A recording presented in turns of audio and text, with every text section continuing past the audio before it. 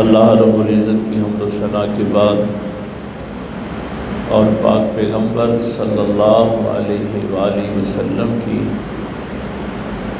बाबरकत ज़ात पे, पाकीज़ा ज़ात पे हदिया दुरूद व सलाम पेश करने के बाद नहायती वाजिबुल एहतराम मुअज़्ज़ज़ उलमा, सामाईन व हाज़िरीन, बुज़ुर्गों, दोस्तों, अज़ीज़ भाइयों, ज़िलहज का माह मुबारक ये हुर्मत वाले महीनों में भी है और इसके पहले जो 10 दिन हैं और 10 रातें जो हैं, इनकी कुरान करीम ने ख़ास अहमियत जो है वो बयान फरमाई। वल फज्र व लयालिन आशरिन व शफ़े वल वत्र। तो फजर की कसम और 10 रातों की कसम, जुफ्त की भी कसम और ताक की भी कसम है। तो इसमें मुफस्सिरीन का इख्तिलाफ तो है कि कुछ ये कहते हैं कि ये जो 10 रातों का ज़िक्र है ये ज़िलहज की ये 10 रातें हैं, कुछ के नज़दीक ये मुहर्रम की 10 रातें हैं। लेकिन इनका मौक़िफ़ ज़रा वज़नी इसलिए है कि आगे ये जो है कि जुफ्त की भी कसम और ताक की भी कसम। तो ताक जो है ये यौम अरफा का दिन है, 9 ज़िलहज्जा का, जिस दिन मैदान अरफात में हज पढ़ा जाता है। और 10 जो है वो कुर्बानी का दिन है। तो इसलिए ये फरमाया कि उस ताक दिन की भी कसम और जुफ्त दिन की भी कसम। और यौम अरफा का जो हमें रवायात में इसकी अहमियत मिलती है, चूँकि ये वजाहत मौजूद है कि जब मेरे पाक पैगम्बर सल्लल्लाहु अलैहि वसल्लम ने यौम आशूर का रोज़ा रखने का हुक्म दिया 10 मुहर्रम का, तो वो मैंने आपसे अर्ज़ किया था कि मदीने के यहूद ये रोज़ा रखते थे। तो जब उनसे पूछा गया कि तुम ये 10 मुहर्रम का यौम आशूर का रोज़ा क्यों रखते हो, तो उन्होंने कहा कि इस दिन अल्लाह ताला ने हमें फ़िरौन के जुल्म व सितम से निजात दी थी, तो हम अल्लाह का शुक्र अदा करते हैं और रोज़ा रखते हैं। तो पाक पैगम्बर सल्लल्लाहु अलैहि वसल्लम ने फरमाया कि हम मूसा पर ज़्यादा हक़ जो है वो रखते हैं। और नबी पाक सल्लल्लाहु अलैहि वसल्लम ने सहाबा को हुक्म दिया कि तुम 2 रोज़े रखा करो, उसमें ज़्यादा 10 और 11 का है ताकि तुम्हारी यहूदियों से मुशाबहत ना हो। तो यहूदी अशूर का रोज़ा रखते थे और मुसलमानों को 2 रोज़े रखने का हुक्म हुआ, 9-10 का भी और 10-11 का भी। ये जब मैं ऐसी गुफ्तगू करता हूँ तो बहुत सी चीज़ें मेरे सामने होती हैं ना, जहाँ मुफस्सिरीन का और मुहद्दिसीन का इख्तिलाफ होता है, तो मैं हर राय आपके सामने रख देता हूँ। अगर कोई 9-10 का रखे तो उससे भी नहीं झगड़ा करना ना, वो भी ठीक है। अगर कोई 10-11 का रखता है, और जब तक रमज़ान के रोज़े फ़र्ज़ नहीं हुए थे, यही अशूर का रोज़ा जो है ये रखे जाते थे। और इसकी अहमियत जो थी यौम आशूर की, इसकी अहमियत ये थी कि उसको पूरे साल के रोज़ा रखने का सवाब मिले।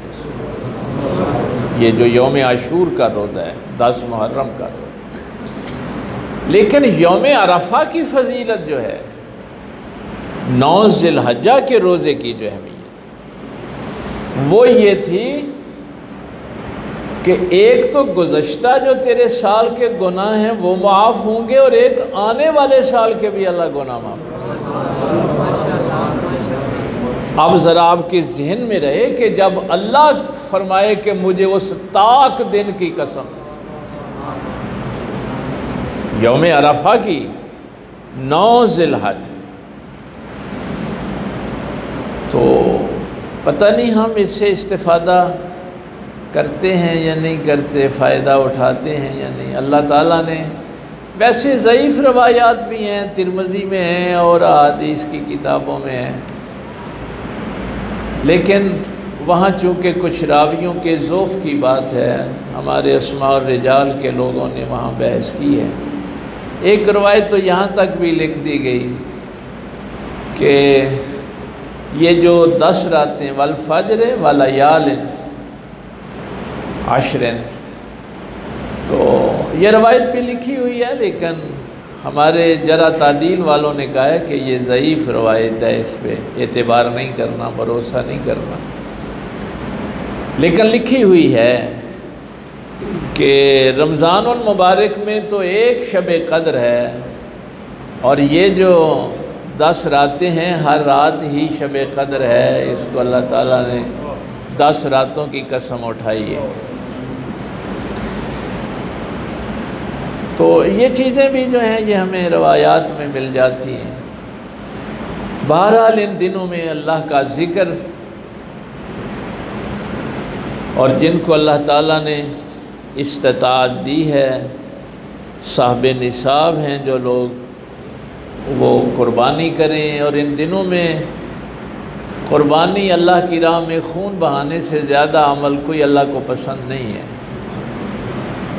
बल्कि जब पूछा गया कि या रसूलल्लाह सल्लल्लाहु अलैहि वसल्लम क्या जिहाद भी, तो फरमाया कि हाँ, सिवाय उस मुजाहिद के जो अपना सब कुछ लेके मैदान जिहाद में चला जाए, सिर्फ जान नहीं, अपना माल भी सब कुछ लेके, और कोई चीज़ बचा के वापस ना लाए, वो मुजाहिद बराबर हो सकता है इस कुर्बानी। तो ये अहमियत जो है ये रवायात में भी है, कुरान करीम फुरक़ान हमीद ने भी इसकी तरफ इशारा किया। तो कोशिश किया करें कि ये जो दिन अल्लाह ताला, ये रातें अल्लाह तुम्हें अता फरमाता है, इनसे ज़्यादा फ़ायदा उठाएं। लेकिन ये 10 रोज़ों का रवायात में ज़िक्र नहीं है। यौम अरफा के रोज़े की अहमियत, वो जो एक दिन है, अगला जुमा जो है ये 9 को आएगा, तो उसमें कोशिश करें। ये मुस्तहब और नफली इबादत है, लेकिन इसका अजर जो है वो बहुत बड़ा है। ज़िक्र के लिए भी आयत में आगे जाके ये बात होगी। तो ये अल्लाहु अकबर ला इलाहा इल्लल्लाहु अल्लाहु अकबर वलिल्लाहिल हम्द। तो हमारे कुछ उलमा ने इसके मुतल्लिक भी लिखा है कि ये जो कलमे हैं ये 3 लोगों के, उसकी तफसील मैं फिर कभी इंशाअल्लाह अर्ज़ करूँगा, चूँकि मसाइल बहुत ज़्यादा होते हैं, थोड़ा थोड़ा हर एक को चंद इशारे जो हैं वो करने ज़रूरी होते हैं। तो ये जो आपको अयाम तशरीक में तो आपने पढ़ना ही पढ़ना है इसको, 9 ज़िलहज की फ़जर से लेके 13 की असर तक। लेकिन बाकी दिनों में भी अगर आप ये ज़िक्र जो है ये करते हैं तो अल्लाह ताला को ये ज़िक्र पसंद है। अल्लाहु अकबर ला इलाहा इल्लल्लाह अल्लाहु अकबर वलिल्लाहिल हम्द। ये वो बातें मैं कर रहा हूँ जिसमें किसी का इख्तिलाफ़ नहीं। मसलन 9 का रोज़ा है ना, उस पर किसी का इख्तिलाफ़ नहीं। ये जो ज़िक्र है इस पे भी किसी का इख्तिलाफ़, भाई हम वो बात करते हैं जिस पे सब इत्तेफाक करते हैं। तो उम्मत को जोड़ने के लिए हमने, जब वो चीज़ें मौजूद हैं तो हम अपनी तरफ से दूसरी बातें क्यों करें। तो इसके मुतालिक भी एक बात लिखी हुई है कि जब हज़रत इब्राहीम अलैहिस्सलाम ने अपने बेटे के गले पे छुरी रखी तो जिब्रील ने कहा था अल्लाहु अकबर अल्लाहु अकबर। ये जुमले जिब्रील ने कहे थे, अल्लाहु अकबर अल्लाहु अकबर। तो उन्होंने इतना ही जुमला कहा था। तो आगे से इब्राहीम अलैहिस्सलाम ने कहा था ला इलाहा इल्लल्लाह अल्लाह। तो ये जो तीसरा जुमला है अल्लाहु अकबर वलिल्लाहिल हम्द, ये हज़रत इस्माईल अलैहिस्सलाम ने कहा। तो ये तीनों लोगों के ये जुमले मिला के ये ज़िक्र अल्लाह ने आपको अता किया। तो ये ज़िक्र जो है ये अल्लाह को पसंद है, ये जुमले अल्लाह को पसंद हैं। और फिर जिनको अल्लाह ताला ने इस्तिताअत बख्शी है वो कुर्बानी के लिए, ये आयत मैंने आज इसीलिए तिलावत की है। इरशाद हुआ वलिकुल्लि उम्मतिन जालना मनसकन, हमने हर उम्मत के लिए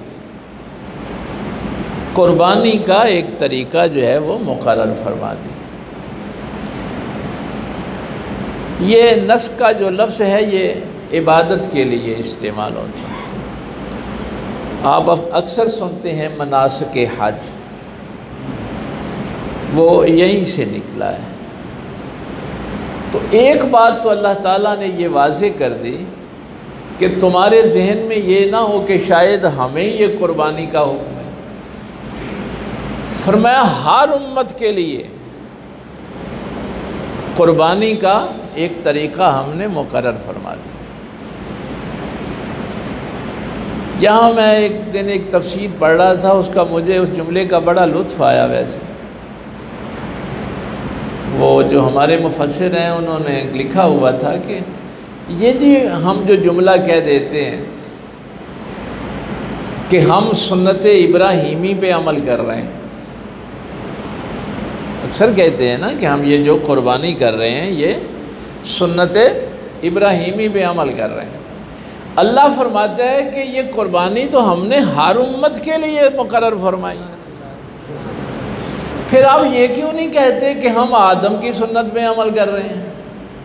इज़ क़र्रबा क़ुरबानन फ़तक़ुब्बिला मिन आदम, ये अल्लाह ताला ने छठे पारे में ज़िक्र लिखा है ना। और भाई आदम के बेटों की कुर्बानी का भी तो ज़िक्र किया है। तो आप वहाँ ये क्यों नहीं कहते कि हाबील की कुर्बानी अल्लाह ने कबूल कर ली और काबील की नहीं की? दोनों ने कुर्बानी, इज़ क़र्रबा कुर्बाना, दोनों ने कुर्बानियाँ पेश। हाय हाय हाय, तरीक़ा अलहदा था। तो जो बात मैं आपको कहने लगा था, उन्होंने कहा कि चूँकि हर नबी की उम्मत कुर्बानी करती, ये तरीक़ा, ये मैंने रेफरेंस आपको छठे पारे वाला इसलिए दिया है कि अल्लाह ताला ने ये नहीं कि इसी कुर्बानी का जिक्र किया। इब्राहीम अलैहिस्सलाम की सिर्फ कुर्बानी का नहीं, हाबील और काबील की कुर्बानियों का भी जिक्र किया, आदम के बेटों की कुर्बानियों का जिक्र भी किया। तो वो कहने लगे, बड़ा खूबसूरत जुमला लिखा था कि जब अल्लाह ने ये बात फरमा दी है कि हर उम्मत के लिए कुर्बानी का एक तरीक़ा है, तो फिर तुम ये क्यों नहीं कहते कि मैं उस तरीके पे कुर्बानी करता हूँ जिस पे मेरे आका मोहम्मदुर रसूलुल्लाह ने कुर्बानी की?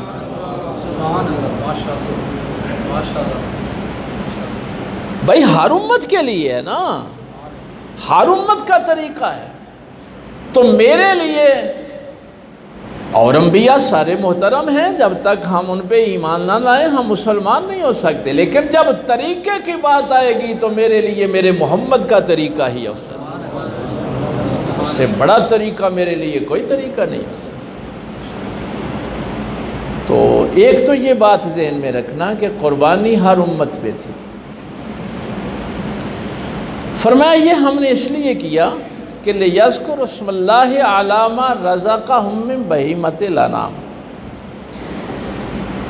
ताकि ये जो बहीमत, ये जो चौपाए अल्लाह ताला ने तुम्हें अता किए हैं रिज़्क़ के तौर पे, उन पे अल्लाह के नाम का ज़िक्र करो। तो ये भी एक बात वाज़ेह हो गई कि आदम के बेटों से लेके हर उम्मत के लिए जो तरीक़ा था वो यही था कि जानवरों पे ही कुर्बानी हुआ करती थी। यानी ये बात भी वाज़ेह हो गई ना कि हर उम्मत के लिए कुर्बानी थी। और कुर्बानी क्या थी कि ये जो चौपाए हैं बहीमतुल अनाम है, ये जो अल्लाह ने तुम्हें, यहाँ भी बात ये है कि ये जानवर भी अल्लाह ने तुम्हें दिए हैं, तो उन पर अल्लाह का नाम जो है वो लो, अल्लाह के नाम का ज़िक्र करो। अगला जुमला बड़ा कमाल का है, फ़इलाहुकुम इलाहुन वाहिद, तुम्हारा इलाह, तुम्हारा माबूद, तुम्हारा हाकिम बस एक ही इलाह है। अब आप कहेंगे ये तो बड़ा सादा सा जुमला है और आप तो इस पे वजद कर रहे हैं। हाँ, ये वजद वाला जुमला है। हर उम्मत की कुर्बानी का तरीक़ा अलहदा था, उसके इस्तेमाल का तरीक़ा भी अलहदा था। हाबील और काबील का झगड़ा क्यों हुआ कि भाई एक की कुर्बानी को आसमान से आग आई, उसने जला दिया, ये निशानी थी कि इसकी कुर्बानी कबूल हो गई। और कबील की कुर्बानी कबूल नहीं हुई, चूँकि आसमान से आग नहीं आई, उसने उस कुर्बानी को नहीं जलाया। तो उसने कहा लअक़्तुलन्नक, मैं तुझे ज़रूर कत्ल करूँगा। ये छठे पारे में तफसील के साथ लिखा हो। अब आदम अलैहिस्सलाम की उम्मत का तरीक़ा कुर्बानी का और है। वो कुछ दाने वगैरह भी अल्लाह की बारगाह में देने होते थे तो वो भी मैदान में ला के रख देते थे। यही था, आसमान से आग आती थी, जला देते। अल्लाह फरमाते हैं हर उम्मत का तरीक़ा तो अलहदा था, लेकिन मकसद तो एक ही था कि इबादत अल्लाह की करनी। फ़इलाहुकुम इलाहुन वाहिद, यानी किसी उम्मत में ये इख्तिलाफ नहीं था कि माबूद कोई और है। तरीके तुम्हारे बदल जाएं लेकिन इबादत तो एक इलाही की होगी। बंदगी वो हाबील और कबील की कुर्बानियाँ हों, वो इब्राहीम की कुर्बानी हो, वो रसूलुल्लाह कुर्बानी करें, तरीके मुख्तलिफ हो सकते हैं लेकिन बंदगी सिर्फ अल्लाह की हो।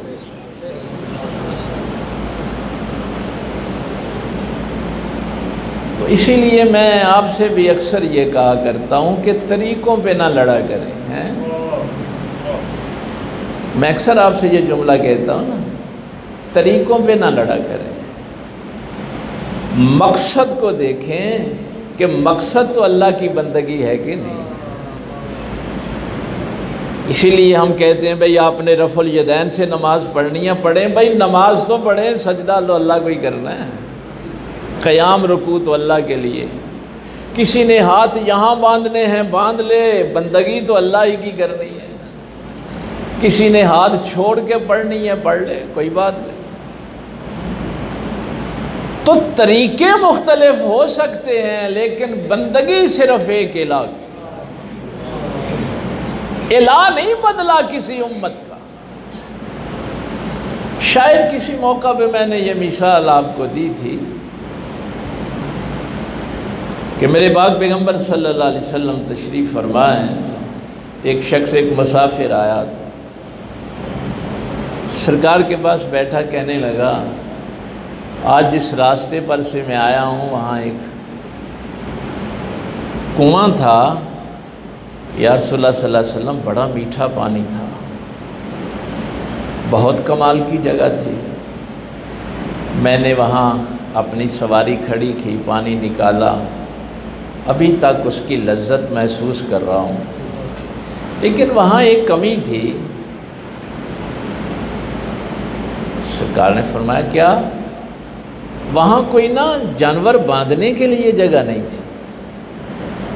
तो मैंने ना वहाँ कुएं के करीब एक लकड़ी बड़ी सी गाड़ दी है, ताकि कोई मुसाफिर आए तो उस लकड़ी के साथ अपनी सवारी बांधे, आराम से पानी निकाले पिए।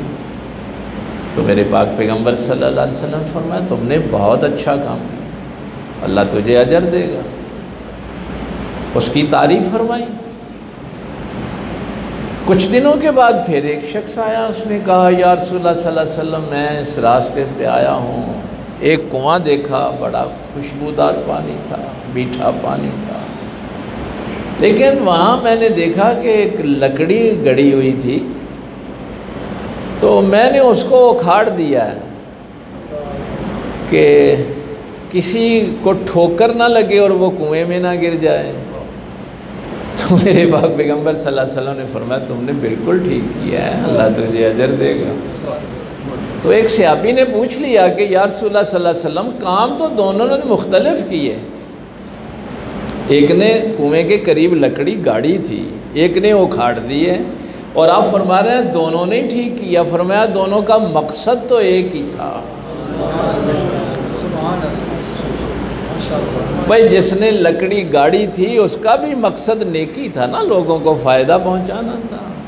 जिसने उखाड़ दी है मकसद तो उसका भी वही। तो इसमें भी ये तफसीली अगर मैं बातें करूंगा तो वो बहुत दूर तक चली जाएंगी।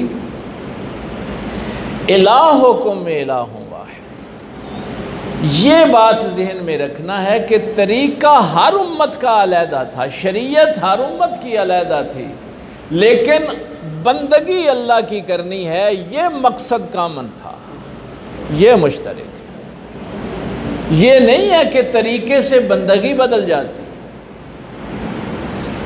असल में होता ये है कि हर दौर में जालिम हुक्मरानों को कुछ ऐसे मौलवियों की ज़रूरत होती है जो नॉन इश्यूज़ में लोगों को उलझा के रखें, ताकि जो उम्मत के असल मसाइल हैं ना उनकी तरफ तवज्जो ना जाए।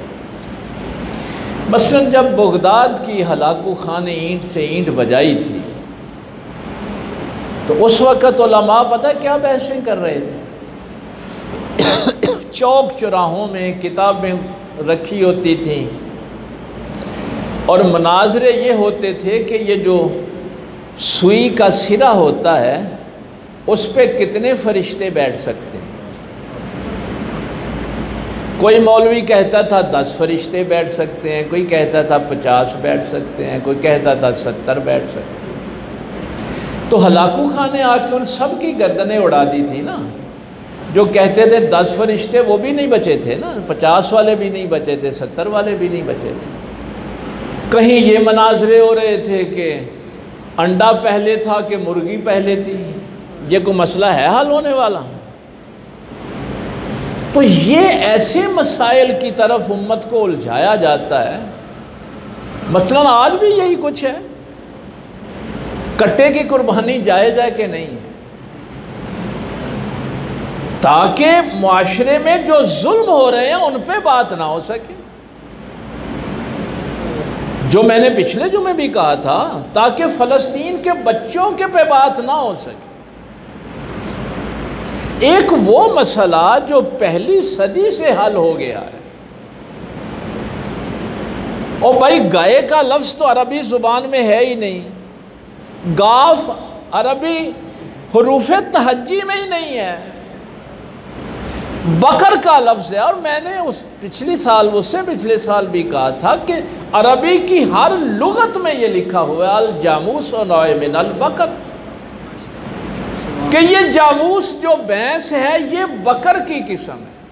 अब तुमने जब बकर का उर्दू में तर्जमा कर लिया गाय, तो तुमने लोगों के लिए मसाइल खड़े कर दिए। अरबी में तो बकर की 2 ही किस्में थी, गाय भी थी और भैंस भी थी। अरबी लुगत में यही कुछ है,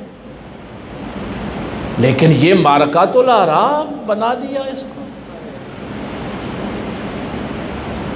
तो ये हर दौर में बादशाहों को ऐसे लोगों की ज़रूरत होती है कि जो उम्मत के असल मसाइल है। मैं परसों देख रहा था वो मोदी का एक क्लिप, वो कह रहा था पाकिस्तान के नौजवानों आराम से रोटी खाओ।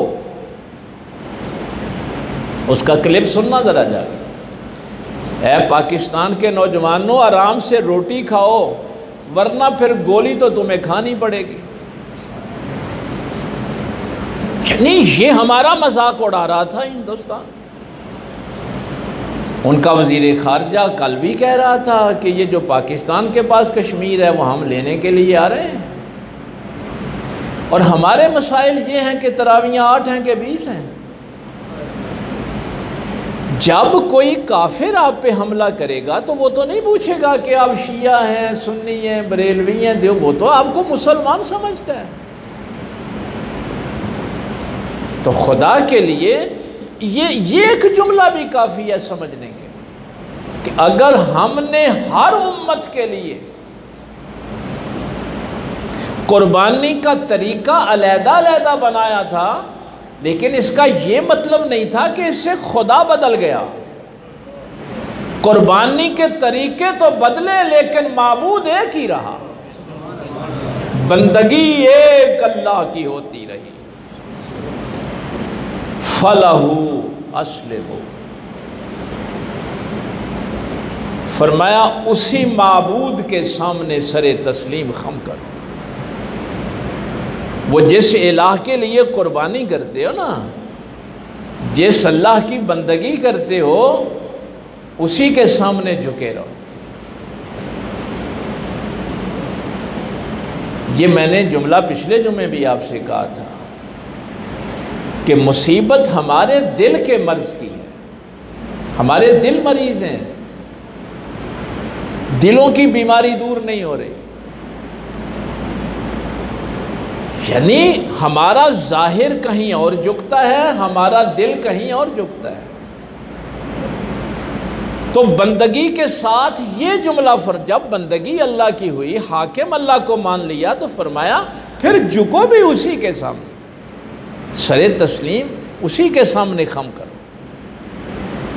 व बश्शिरिल मुख़बितीन, अभी मैंने इसकी तफसीर बयान नहीं की, चंद इशारे करके, चूँकि वो वक्त बहुत कम रह गया है।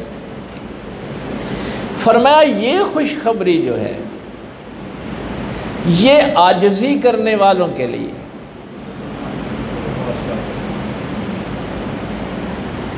ये मुतकब्बर लोगों के लिए नहीं है, फ़ख्र करने वालों के लिए। मुझे 1980 में मैं अपने उस्ताद मुकर्रम अल्लाह गरी के रहमत फरमाए, जिनके पास मैं कुरान करीम हिफ़्ज़ करता था, उनके साथ मैं गया था गोल्डा शरीफ। 1980 की बात कर रहा हूँ, 6ठी क्लास में पढ़ता था, को 45-46 साल पहले की बात है। तो पीर मेर अली शाह साहब का घर उस वक़्त तो बहुत सादा था, वो पुरानी तर्ज का बना हुआ था। उस वक़्त ग़ुलाम अईनुद्दीन शाह साहब, उनके पोते जो थे, वो सजादा नशीन थे। लेकिन बहुत बड़ी हवेली थी, बहुत बड़ा घर था। तो वो जो रईस था, वहाँ का मालिक जो था, उसका नाम था सरफराज ख़ान। तो वो जो मैंने बात कही है ना आपसे कि ये जो इस्तेहसाल करने वाले जालिम लोग होते हैं, ये नेकों के दुश्मन होते हैं, अल्लाह के सामने झुकने वालों के दुश्मन होते हैं। तो वो बड़ी मुखालफत करता था। उसका एक ग़ुलाम, एक जो नौकर था, वो पीर मेर अली शाह साहब का मुरीद हो गया। तो उसने इधर भी हाज़िरी देनी, उधर जाहिर है वो उसका नौकर था, उधर भी हाज़िरी देता था। मुक्सर में करने लगा। तो एक दिन वो पीर साहब के पास बैठा हुआ था, तो काफ़ी देर हो गई, कहने लगा हुजूर इजाज़त दें, सरफराज ख़ान पूछेगा कि कहाँ इतनी देर लगा दी, तो झूठ तो मैंने बोलना नहीं, मैंने कहना है कि मैं शाह साहब के पास बैठा था। तो फिर वो मुझे मारेगा, ज़ाहिर है तशद्दुद करेगा। तो सरकार फरमाने लगे कि आज ना सरफराज ख़ान के लिए ये मेरा एक ख़त ले जा। ये मैं 1980 की बात आपको बता रहा हूँ। उस वक़्त हमारे उस्ताद मुकर्रम ने बताई बात, तो पीर मेर अली शाह साहब की 1929 की बात है, ये उससे पहले। तो वो उस वक़्त निशान इबरत बना हुआ था, उसका घर भी और उसकी हवेली भी, लोग यादगार के तौर पे देखते थे। तो पीर साहब ने बड़े सादा से जुमले लिखे, सादा से 4 जुमले लिखे। मेर अली ने ख़त लिखिया सरफराज खान ने, कुछ खा लै कुछ पी लै कुछ भेज लै रहमान। ये पाक पैगंबर सल्लल्लाहु अलैहि वसल्लम की हदीस मुबारक है कि तेरा वही है जो तूने खा लिया, पहन लिया और आगे भेज लिया। ये जो आप समझते रहते हैं ना कि ये हमारा है सब कुछ, नबी पाक सल्लल्लाहु अलैहि वसल्लम ने वाज़े फरमाया कि तेरा वो है जो तूने खा लिया, पहन लिया और सदका खैरात करके अल्लाह की बारगाह में आगे भेज दिया। बाकी तो तेरे वारसों का है, इस्तेमाल तेरे वारिस करेंगे और कब्र में जवाब तू देगा, हिसाब तू देगा। तो इसलिए इस पे फ़ख्र ना किया कर कि मैंने बहुत इकट्ठा कर। तो कितनी सादा सी ज़ुबान में पीर साहब ने फरमाया, मेर अली ने ख़त लिखिया सरफराज खान नू, कुछ खा लै कुछ पी लै कुछ भेज लै रहमान नू। तो वो बहुत बड़ी बातें सादा ज़ुबान में कह देते थे। तो तीसरा जुमला ये लिखा, एडा फ़ख्र नहीं चंगा कब्र दे मेहमान।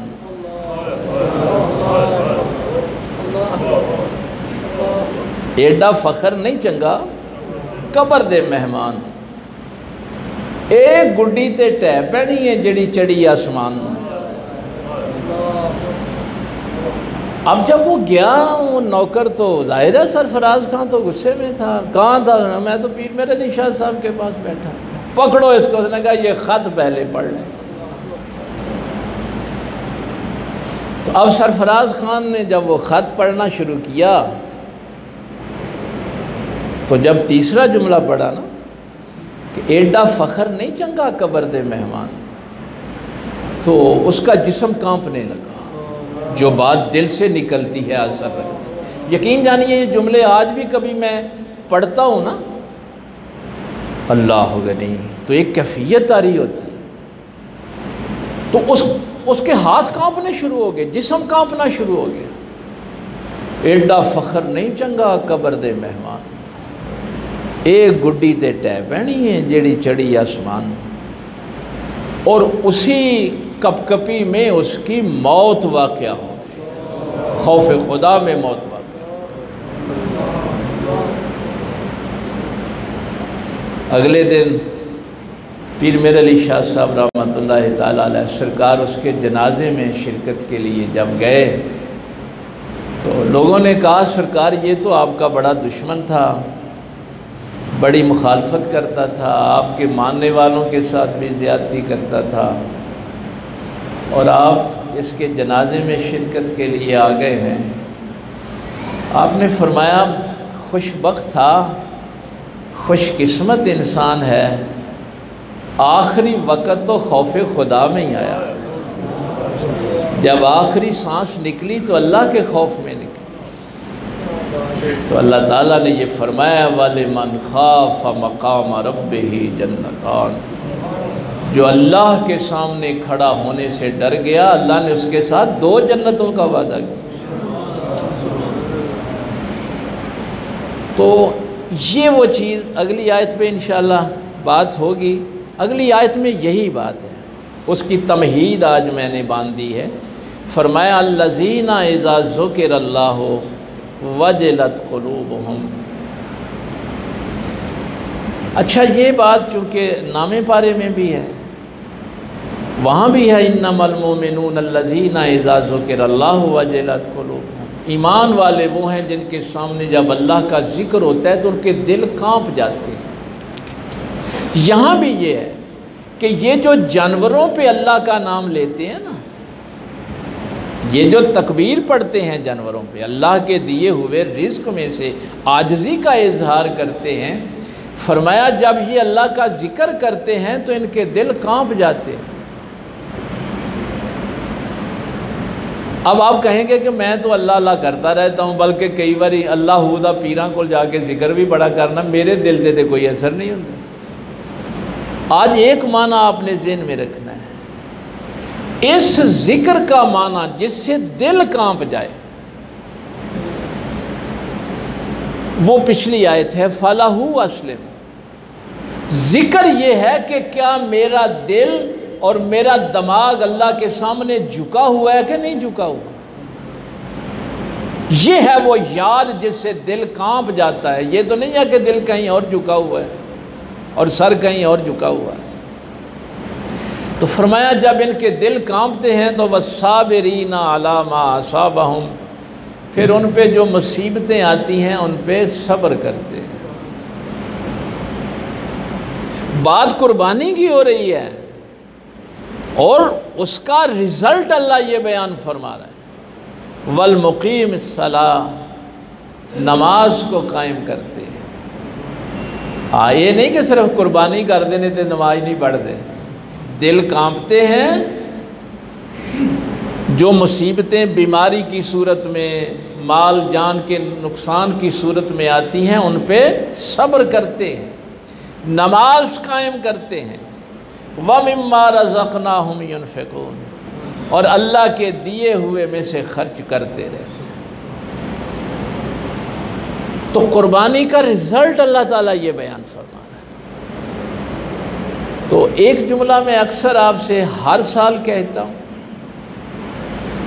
कि ये मसला तो बड़े आके पूछेंगे कि सींग इतना टूटा हुआ है, कान का ये मसला है, टांग का ये मसला है। वो भी मेरे पाक पैगंबर सल्लल्लाहु अलैहि वसल्लम ने 4 के मुतल्लिक तो फरमा दिया था कि जड़ा काना जानवर है उदी कुर्बानी नहीं लग सकती, जड़ा लंगड़ा है उदी भी नहीं लग सकती, जिदी बीमारी वाजे वे या कोई इन्ना कमज़ोर होए कि उदियां हड्डियां दा गोदा भी खत्म, ये 4 जानवर तो कुर्बानी में नहीं लगते। लेकिन एक जुमला जो मैं हर साल आपसे कहता हूँ कि कभी ये मसला भी आके पूछ लिया करें कि मेरा रिस्क हराम का है, कुर्बानी लगेगी कि नहीं लगेगी। नहीं कबूल होती अल्लाह की बात, बल्कि उसका उल्टा गुनाह है, सज़ा है।